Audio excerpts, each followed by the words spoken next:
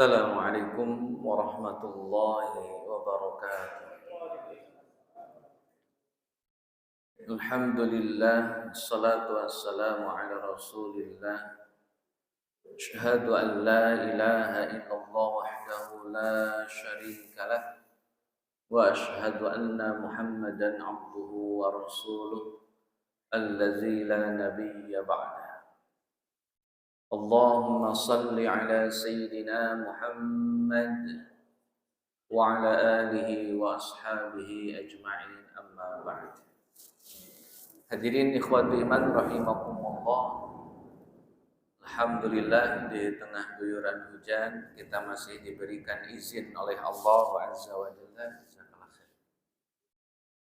untuk bisa melangkahkan kaki, mengayunkan tangan ke tempat yang mubarakah, yakni baitun min buyutillah, salah satu rumah di antara rumah-rumah Allah, yakni Masjid Al-Muhajirin. Mudah-mudahan langkah kaki kita dinilai pahala di sisi Allah Azza wa Jalla. Salawat dan salam semoga dilimpah curahkan kepada Nabiullah Muhammad sallallahu alaihi wasallam beserta para keluarga, sahabat, segenap umat yang senantiasa itba kepadanya ila akhiril hayah nanti, mudah-mudahan termasuk kita di dalamnya. Hadirin ikhwati iman rahimakumullah, tema hari ini tentang nilai dan pesan ibadah kurban. Dan saya yakin para asatidz yang jauh sebelum saya sudah menjelaskan detail tentang apa itu kurban, sejarah kurban, tata cara kurban, sampai fikih hukum yang berkaitan dengan kurban. Terus kenapa kok temanya sama? Ini sebagai review, penyegaran kembali gitu ya. Hadirin ikhwati rahimakumullah, boleh tahu Pak, hamba Allah yang pertama kali kurban itu siapa? Nabi? Ada yang lain Pak? Habil dan Qabil. Dalam surat Al-Maidah, bagi yang pegang Quran atau HP ada Quran Androidnya, monggo Pak, kita literaturnya pakai Quran nih, biar ada nas. Yang pertama Pak, yang melaksanakan ibadah kurban ternyata jauh sebelum Nabi Ibrahim. Dalam hal ini adalah Qabil dan Habil. Boleh tahu Pak, gara-gara apa kurban? Bukan cewek. Jadi masalah pertama umat manusia itu masalahnya cinta. Hati-hati yang punya cinta.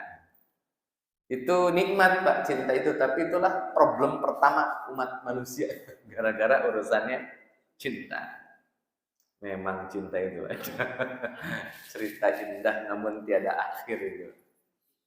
Nah hadirin ikhwati man rahimakumullah, singkat cerita kurban diabadikan Pak dalam surah Al-Maidah ayat 27. Kata Allah Azza wa Jalla, "Idz qarraba qurbanan fatuqabbala min ahadihima wa lam yutaqabbal minal akhar." Dua orang kurban, yang satu kurbannya diterima, yang satu lagi kagak diterima. Jadi yang satu terima, satu kagak. Nah yang kagak diterima, qala la aqtulannak, ane bunuh ini. Jadi yang kalah nih Pak, yang kurbannya kagak diterima, pakai ngomong lagi, ane bunuh ente. La aqtulannak. Padahal yang diancam akan dibunuh adalah saudara sendiri. Kan Qabil Habil kan kakak adik. Jadi konflik pertama gara-gara cinta. Tindakan hasil gara-gara cinta tadi membuahkan ancaman. La'aqtulannak. Itulah ancaman pertama yang dilakukan seorang hamba kepada saudaranya. Sampai akhirnya Pak Habil dibunuh, dan itulah pembunuhan pertama yang ada di muka bumi. Semuanya bermuara gara-gara masalah love. Hadirin ikhwati rahimakumullah. Jadi kalau kita dulu punya istilah Pak, cinta ditolak, dukun bertindak. Nah kalau sekarang konsep Habil nggak gitu ya, konsep Qabil nggak gitu. Cinta ditolak, berantem, bunuh-bunuh.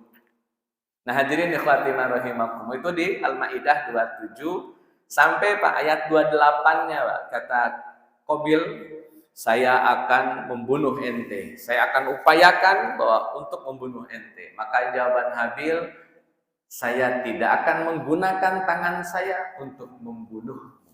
Kalau ente mau bunuh, bunuh aja. Sah. Itu sikap seorang Habil. Nah, itu kurban pertama.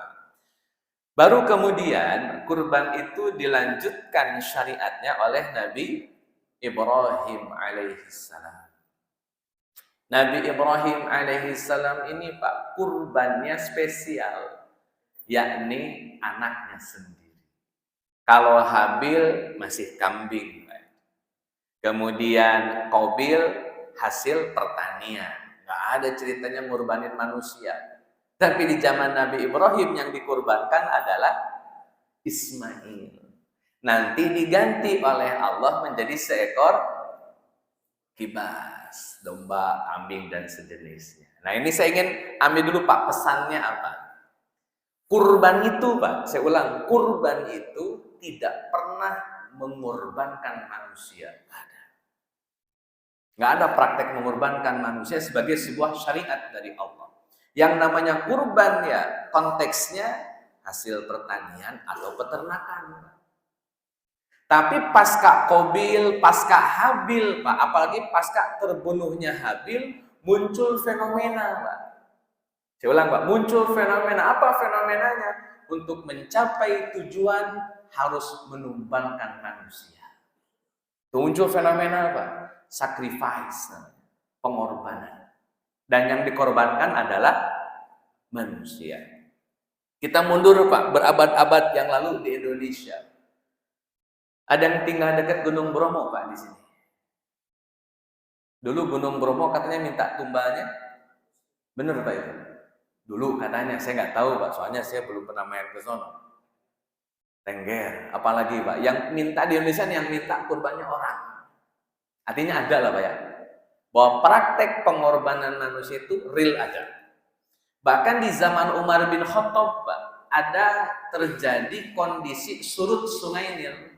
Orang-orang Mesir Pak, kalau Sungai Nil surut, nggak ada airnya, mereka selalu menumbalkan seorang gadis cantik supaya Sungai Nil kembali. Nah, itu fenomena tumbal manusia. Maka Allah hadirkan satu instrumen Pak, bahwa kurban manusia tidak boleh. Bagaimana caranya? Ibrahim mengorbankan anak yang bernama Ismail, tapi kemudian Allah ganti menjadi seekor kibas. Sederhananya, Allah melarang segala bentuk pengorbanan manusia. Yang boleh dikorbankan nikmat, tetapi nikmatnya bukan manusia. Mau peternakan, mau hasil pertanian, mau penghasilan pekerjaan, mau hasil jadi kerja karyawan, apapun konteks pekerjaannya, menghasilkan sesuatu, kurbankan. Tidak lagi boleh mengorbankan manusia. Diharamkan.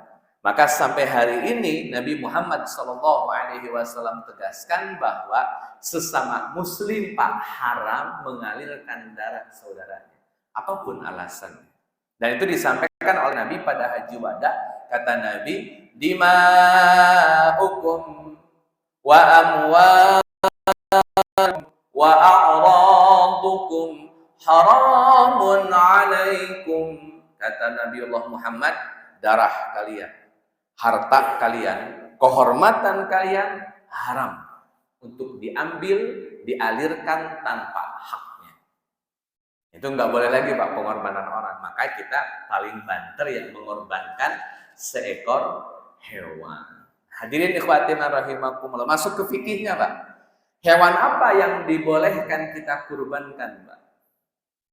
Dalam surat Al-Hajj, surat ke-22, ayat ke-34, Al-Quran nggak menyebutkan definitif hewannya apa.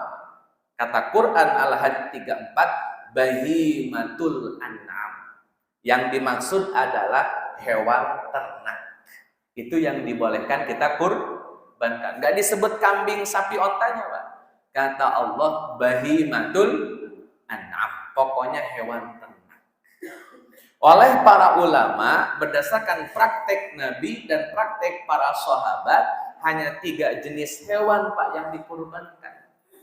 Itu bukan dari Quran, tapi praktek Nabi dan praktek sahabat. Apa saja hewan yang dikurbankan? 1, kambing dan sejenisnya, Pak. Ya, biri-biri, domba, domba garut. Yang kedua, sapi atau yang sejenisnya, kebo, dikurbankan. Dan yang ketiga adalah onta. Kira-kira onta temannya apa? Sapi, kebo, kambing, domba, onta. Gue kuda. Kalau dia tidak sama, Pak, dengan onta, masih mahalan onta. Ya mungkin itulah yang jadi alasan Pak orang Indonesia kenapa nggak pernah kurbannya susah nyarinya. Sekalinya ada di Taman Safari sama Ragunan. Nah, hadirin Fatimah rahimakumullah, 3 jenis hewan yang disyariatkan untuk dikurbankan. Hadirin Fatimah rahimakumullah, pertanyaan nih, Pak. Boleh kita kurbannya ayam tapi seharga kambing? Boleh nggak? Kurbannya ayam seharga daging kambing. Seharga kambing. Kambing sekarang berapa, Pak, 1 ekor? Kita berapa pasang ini? 4 juta. Nah, berarti beli ayam senilai 4 juta rupiah. Kurbannya ayam, tapi senilai 4 juta. Itu senilai dengan 1 ekor. Boleh nggak? Kenapa, Pak, nggak boleh?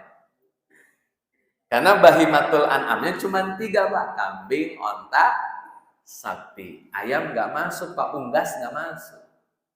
1. Yang kedua, kalau kemudian, Pak, ada orang nyeleneh mikir gini, Ustaz, ngapain sih kita harus nyembelih hewannya? Udah itu duit 4 juta, kita beliin ke pasar. Di pasar beli dagingnya, bagiin deh. Nah, kalau mikirnya gitu boleh nggak? Bener nggak, Pak? Daripada nyembelih kan sempat rame, Pak, itu. Terutama para penggiat binatang, para pecinta binatang, itu dianggap Idul Adha itu bentuk diskriminasi terhadap binatang, karena entah puluhan, entah ratusan, entah ribuan binatang disembelih di 1 hari. Kan itu semua negara, Pak, yang nyembelih hewan kurban, nggak cuma Indonesia kan. Artinya para pencinta binatang protes, tidak punya peri kebinatangan. Nah, sekarang pertanyaan, boleh nggak, Pak, kalau kita udahlah beli senilai harga kambing 4 juta, tapi belinya ke pasar, nggak usah motong. Jadi kita kan nggak usah darah-darahan, nggak usah jadi tempat nyembelih. Hadirin ikhwati man rahimakumullah, perintah Nabi dan perintah Allah itu nyembelih, bukan bagiin daging.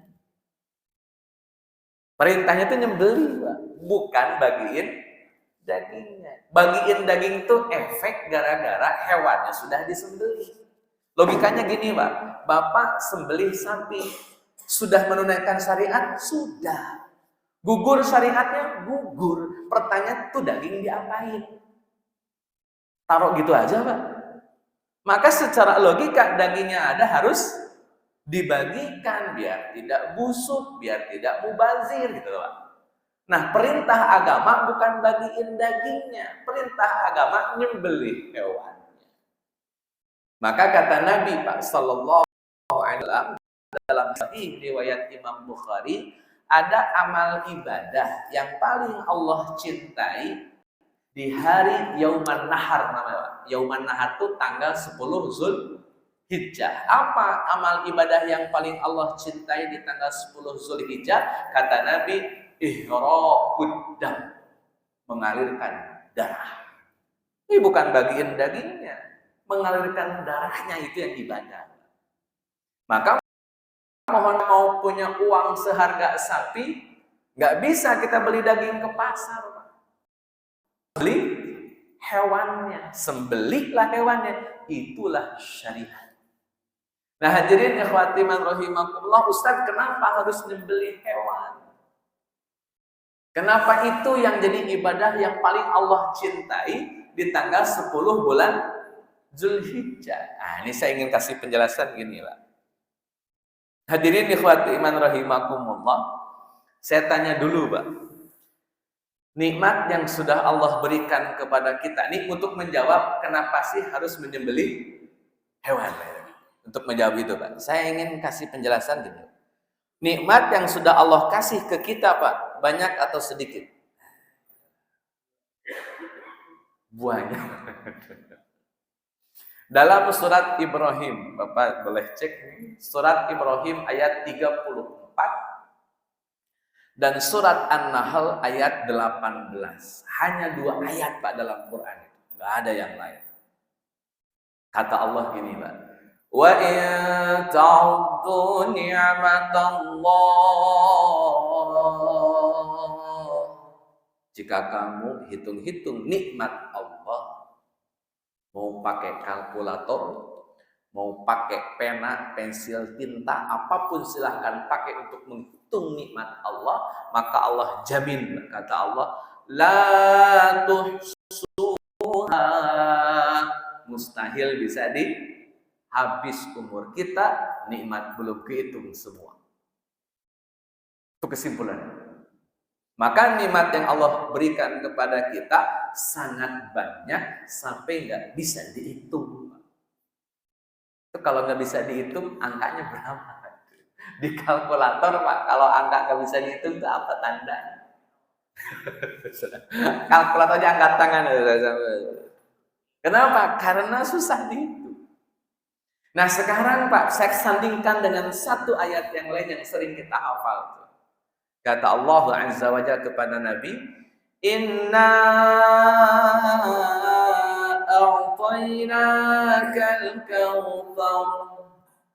Dan kami telah memberikan kepadamu, wahai Muhammad, nikmat yang sangat banyak.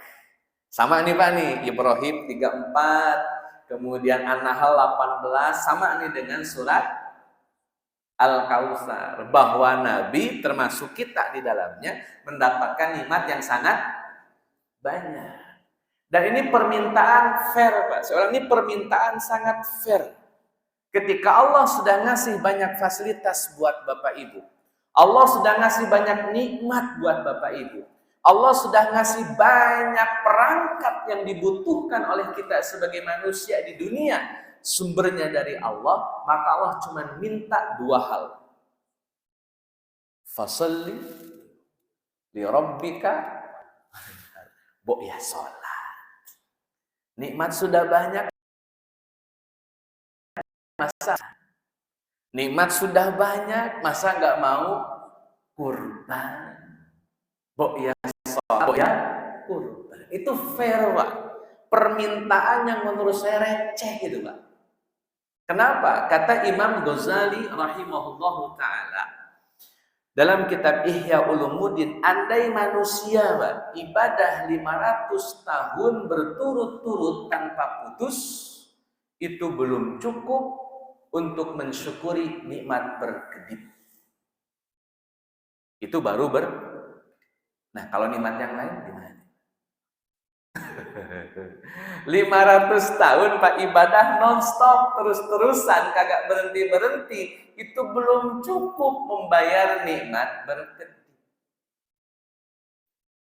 Bapak pernah nggak berkedip, Pak, seharian? Lotot. Perih, Pak, itu. Pastiin perih. Apalagi yang lain, Pak, nikmatnya diambil oleh Allah. Detak jantung, sedikit aja Allah stop, Pak. Panjang urusannya itu.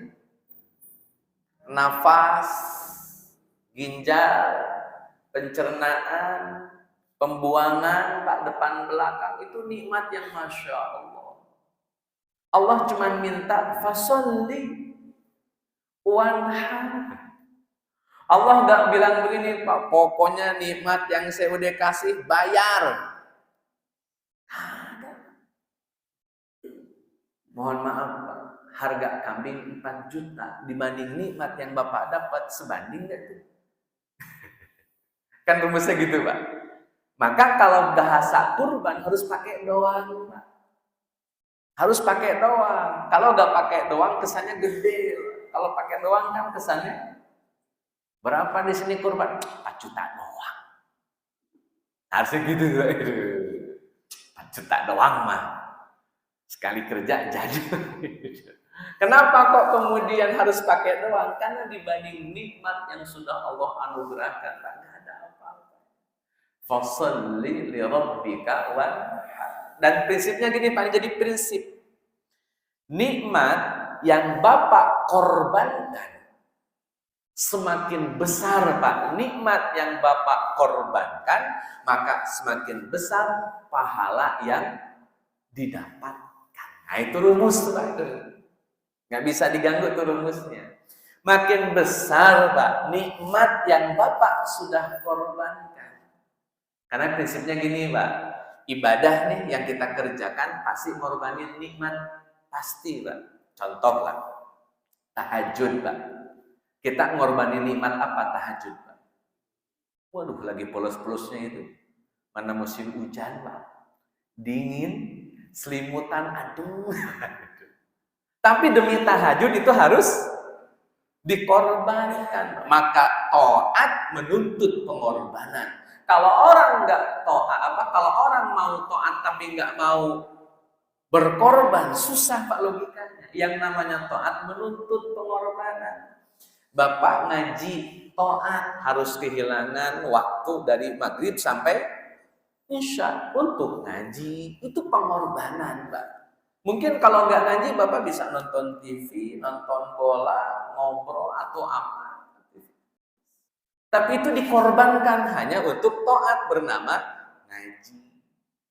Zakat Pak itu mengeluarkan harta. Itu bentuk pengorbanan Pak. Taatnya zakat. Apa yang dikorbankan? Nikmat harta.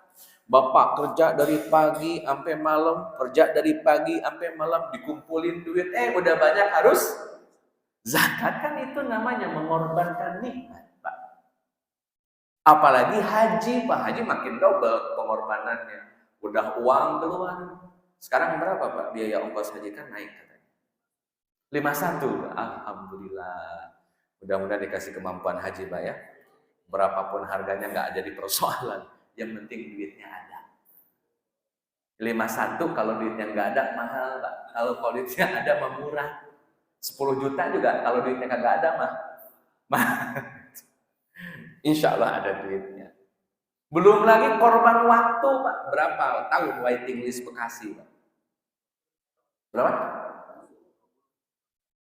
15 sampai 20. Daftar umur 60, berangkat umur alhamdulillah.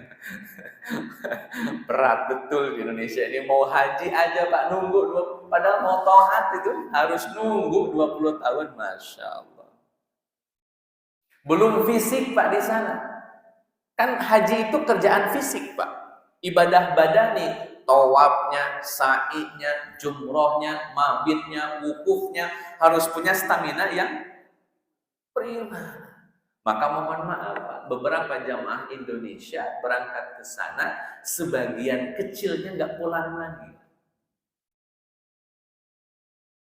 Nggak pulang lagi, kayak Mbah Maimun Jubair. Ya kan memang ini kerjaan fisik, bukan berarti gara-gara haji meninggal. Haji nggak bikin meninggal, cuman kan sudah sepuh aktivitas fisik ya takdir datang ya. Ya memang takdirnya di sana meninggal, bukan berarti gara-gara haji meninggal. Saya harapan. Nah hadirin ikhwati rahimakumullah, maksud saya Pak, ibadah itu, taat itu membutuhkan pengorbanan. Rumusnya Pak, makin besar pengorbanan yang Bapak berikan atau makin besar nikmat yang Bapak korbankan, maka makin besar pula pahala yang didapatkan. Itu rumus satu Pak. Rumus yang kedua, berapapun nikmat yang Bapak korbankan pasti diganti. Gak mungkin gak diganti. Nabi Ismail Pak, itu nikmat terbesar Nabi Ibrahim. Dikorbankan gak Pak? Dikorbankan, diganti enggak? Diganti. Itu prinsip Pak. Kalau kurban pasti diganti. Bapak punya nikmat apa saja Bapak kurbankan, diganti oleh Allah Azza wa Jalla. Bukan diganti oleh DKM Pak. Walaupun dagingnya dititipin di yang ganti Allah.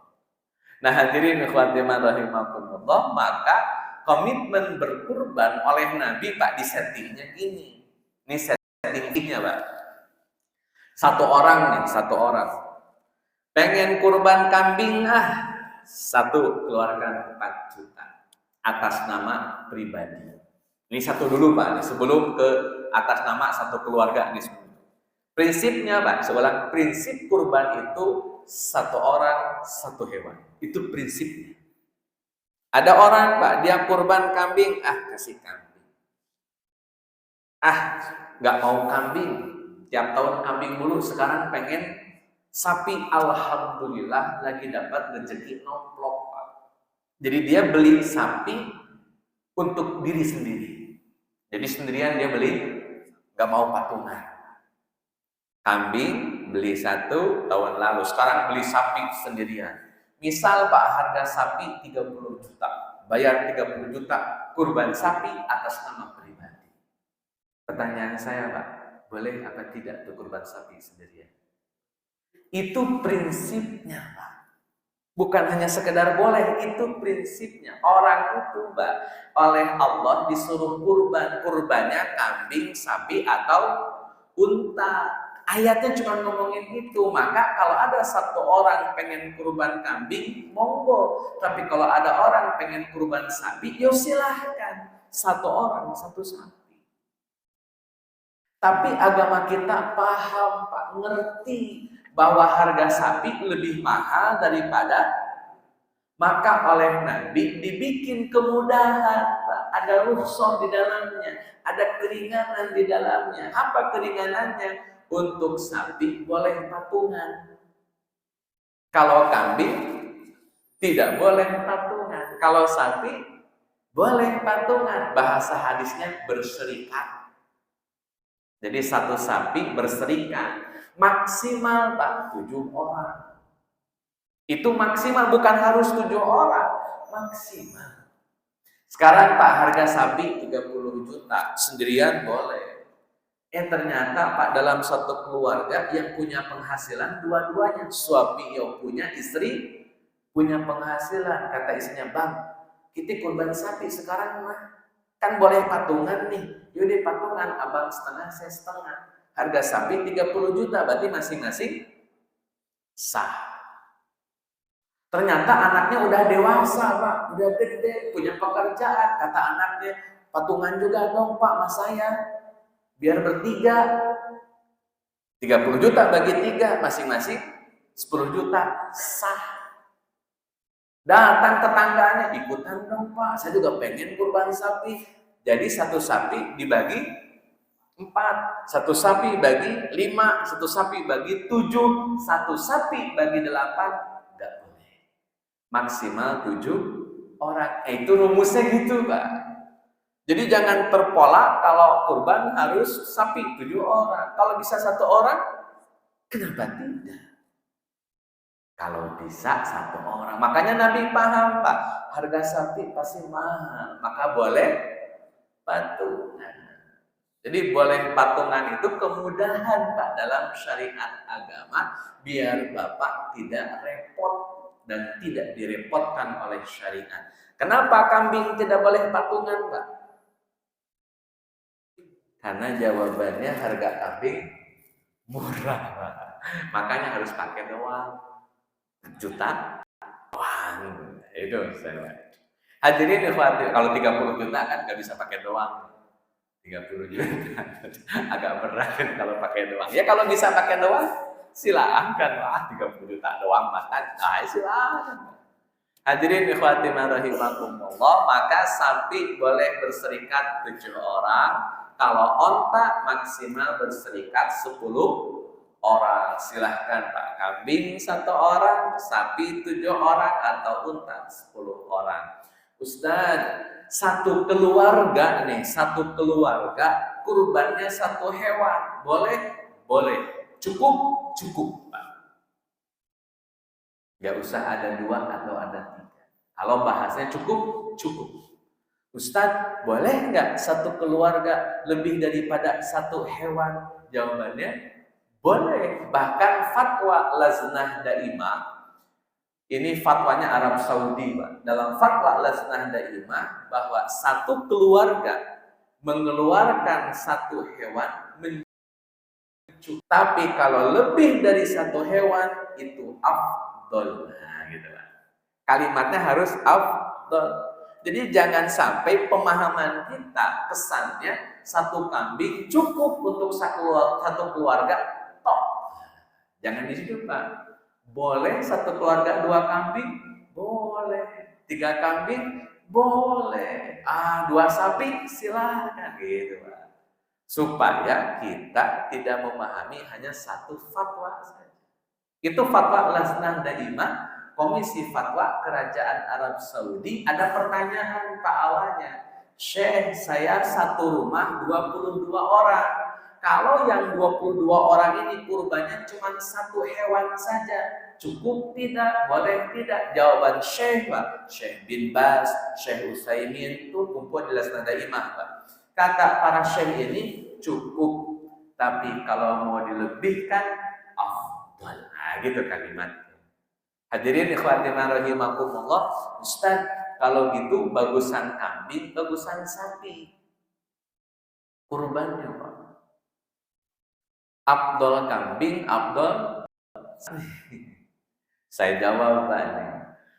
Kalau yang sering disembelih oleh Nabi itu kurbannya kurban, yang sering disembelih Nabi itu kurbannya kurban kambing. Kenapa, Pak? Karena kambing di zaman Nabi peternakan yang sangat diminati oleh orang Mekah maupun orang Madinah.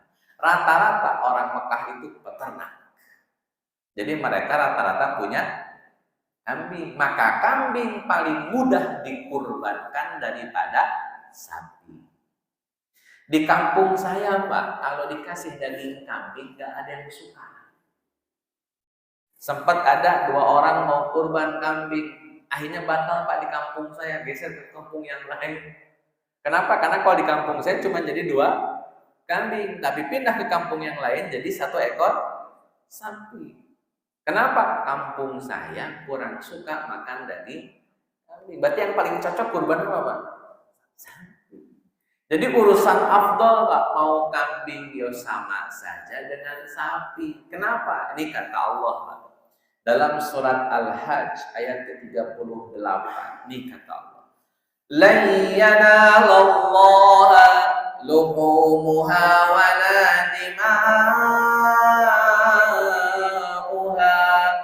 Kata Allah Azza wa Jalla, yang sampai kepada Allah bukan dagingnya, yang sampai kepada Allah bukan darahnya, yang sampai kepada Allah walakin yanaluhu taqwa minkum, yang sampai kepada Allah adalah nilai ketakwaan antum.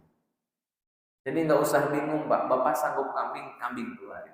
Sanggup sapi, sapi keluarin. Toh bukan itu yang sampai kepada Allah, tapi nilai ketakwaannya. Al-Hajj ayat ke-38.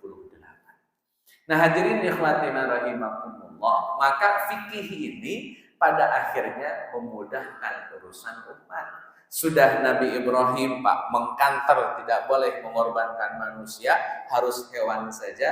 Nggak ada lagi, Pak, sejarahnya manusia dikorbankan. Maka kalau ada orang yang suka mengorbankan orang lain demi kepentingan pribadinya, itu melanggar hukum syariat agama. Walaupun, Pak, kan suka ada tuh mengorbankan orang lain demi kepentingan, walaupun tidak dibunuh, kan membunuh karakter atau apalah itu. Nah, itu tetap saja, Pak, melanggar syariat. Hadirin ikhwati rahimakumullah, sebagai penutup, nanti saya buka tanya jawab. Tadi kan saya nanya dulu, Pak, nanti Bapak giliran yang nanya. Saya pasti jawab semua pertanyaan. Yang susah pun saya jawab. Minimal jawabannya tidak tahu. Jadi selalu saya jawab. Hadirin ikhwatina rahimakumullah, sebagai penutup, sebelum menyembelih hewan kurban atau yauman nahar, kita disunnahkan untuk melaksanakan puasa yang dikenal dengan nama puasa Arafah, yang dilaksanakan pada tanggal 9 Zulhijjah. Persoalannya Pak, 1 Zulhijjah Arab Saudi dengan 1 Zulhijjah Indonesia beda. 1 Zulhijjah versi Arab Saudi jatuh pada hari Senin bertepatan dengan tanggal 19 Juni. Maka 19 tanggal 1, 20, 21, 22, 23, 24, 25, 26, 27. Maka hari Selasa tanggal 27 Juni di Arab Saudi sudah tanggal 9 Zulhijjah. Konsekuensinya di Arab Saudi, tepatnya di Arafah, dilaksanakan wukuf.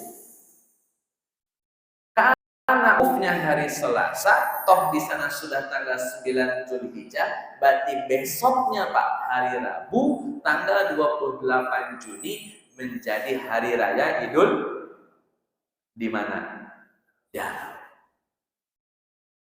Di Indonesia, Pak, berdasarkan keputusan sidang Dewan Isbat kemarin, tanggal 18 Juni, Pak Menteri Agama menyatakan 1 Zulhijjah versi Indonesia jatuh pada hari Selasa, tanggal 20 Juni.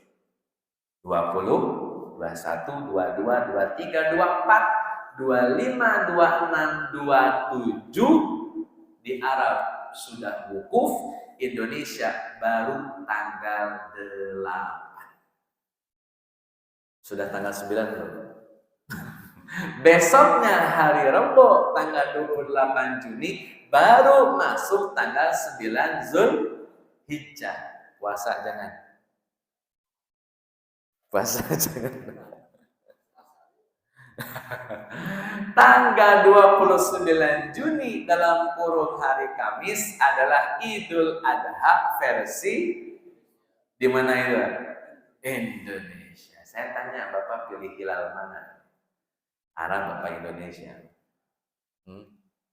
Ikut Arab, ikut Indo nih. Ini masjid mutusinnya kapan? Kamis, berarti ikut Indonesia dong. Berdasarkan keputusan pemerintah. Hadirin ikhwati rahimakumullah, saya ingin tanya satu hal saja. Ada jenis puasa yang dinisbatkan karena tanggalnya. Dikenal dalam hadis disebut dengan puasa Asyura. Disebut puasa Asyura karena dilaksanakan pada tanggal 10 bulan. Jadi puasanya dinisbatkan ke tanggal. Mau hari Senin, Selasa, Rabu, Kamis, Jumat, nggak peduli. Yang penting tanggalnya tanggal 10 bulannya bulan. Atau yang kedua, ada jenis puasa yang dinisbatkan ke nama hari. Puasa apa Pak? Senin, Kamis. Mau tanggal 1, 2, 3, 10, 30, 29, 28, tak peduli, yang penting harinya hari Kamis. Jadi puasanya gara-gara nama hari Senin, Kamis. Ada puasa Pak, jenis puasa dinisbatkan ke nama bulan. Bulan namanya puasa. Kalau puasanya di bulan Syawal namanya puasa. Berarti puasanya ke nama bulan. Saya tanya Pak, puasa Arafah gara-gara apa Bapak puasa?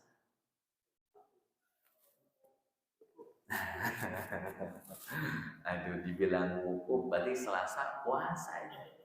Lah lebarannya Kamis mah. Jadi bingung orang Indonesia. Yang jelas Pak, ini informasi yang saya dapat, di Sumatera ada tarekat Naksabandi. Setahu saya mereka hari Selasa Idul Adha. Di Indonesia Rebo itu Muhammadiyah, Dewan Dakwah, kemudian teman-teman Roja itu rata-rata Rebo menggunakan ru'yah global. Ru'yah global itu yang ngambilnya Arab. Indonesia sendiri karena hari Ahad tanggal 18 Juni atau 29 Zulqa'dah ketinggian hilal kurang dari 3 derajat. Dan sekarang kan minimal 3 derajat. Kurang 3 derajat, maka Senin bukan tanggal 1 tapi masih tanggal 30 Zulqa'dah. Maka 1 Zulhijjah jatuhnya pada hari Selasa. Otomatis lebarannya Kamis. Di Temanggung ada aliran lebarannya Jumat. Jadi Selasa, Rebo, Kamis, Jumat lebaran semua. Barangkali Masjid Al-Muhajirin Pak mau ngambil Sabtu gitu. Sekalian rame gitu. Sabtu ada yang Minggu gitu. Semingguan gitu ya, lebaran jadinya Pak. Baik hadirin ikhwatiman rahimakumullah. Sana saya itu dulu Pak, ada yang mau disampaikan, kalau ditanyakan silahkan. Ya, bismillah.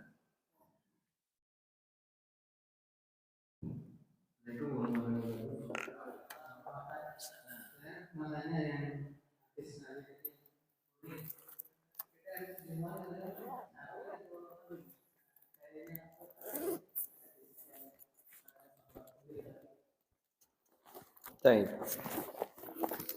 secara literatur hadis Pak, Nabi itu kurban hanya di kambing dan onta secara praktek Nabi.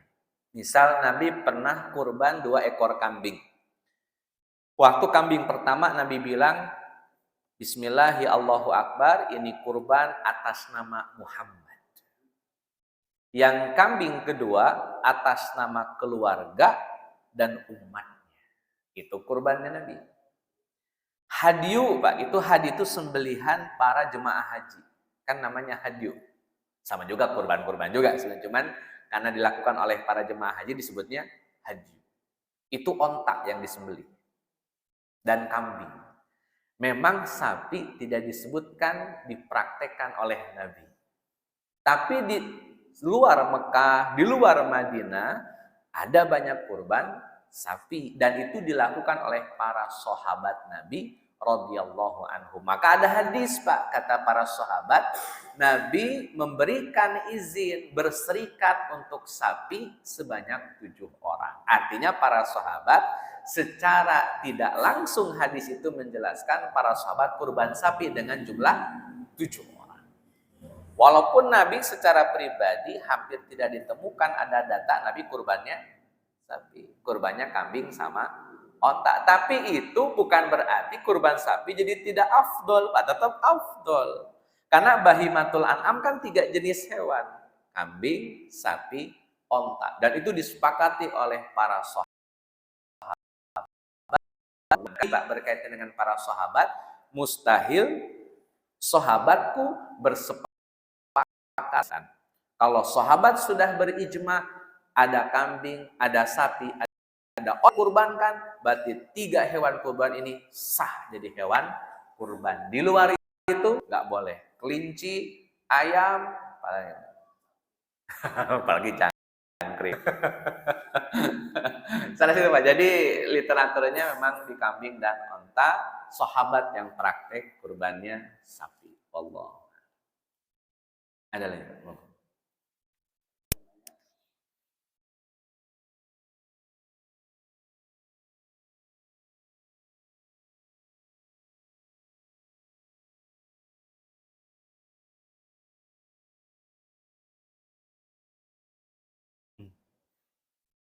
Yuk.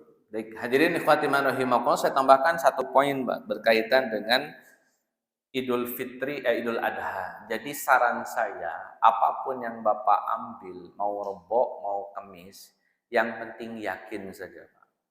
Masing-masing ijtihad, Indonesia maupun Arab Saudi itu sudah berijtihad. Indonesia punya ulama, Arab Saudi juga punya ulama. Kita nggak bisa beda-bedakan, bisa banding-bandingkan Pak, ulama kita sama ulama sana. Yang jelas masing-masing ulama sudah berijtihad. Maka kalau ingin mengambil kesimpulan Arab Saudi dengan puasanya hari Selasa dan lebarannya hari Rebo, monggo. di Indonesia banyak yang melaksanakan tapi kalau toh kemudian kita mengambil pendapat pemerintah dengan puasa Rebo dan lebarannya hari Kamis, itu pun silahkan. Jadi itu pilihan saja Pak, opsional. Dalam kaidah pilihan Pak, ini biar clue-nya dapat. Kata Nabi Shallallahu Alaihi Wasallam, kalau ada mujtahid kemudian berijtihad itu nyari hukum. Dia mengerahkan pikirannya, tenaganya, waktunya untuk mengeluarkan produk hukum. Itu namanya ijtihad. Pelakunya disebut mujtahid.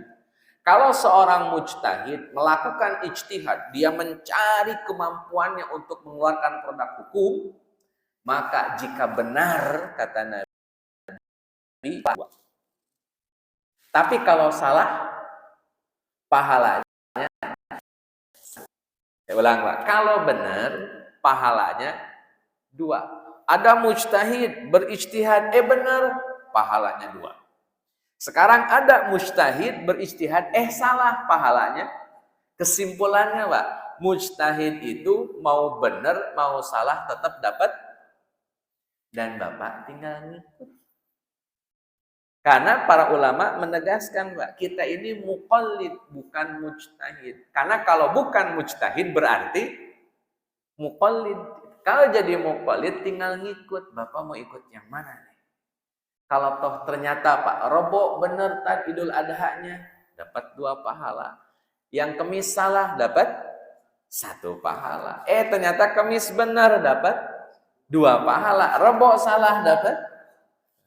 Jadi dua-duanya tetap berpahala. Jadi boleh beda, boleh memilih. Yang tidak boleh itu berantem. Apalagi saling salah menyalahkan. Masing-masing sudah punya pilihan, ambilkan tanpa harus menyalahkan pilihan orang lain. Biasa kita husnudzon sama ulama di luar ulama yang kita rujuk. Ikuti ulama Arab Saudi, husnudzon dengan ulama Indonesia. Ulama Indonesia ikuti husnudzon dengan ulama Arab Saudi. Sederhana.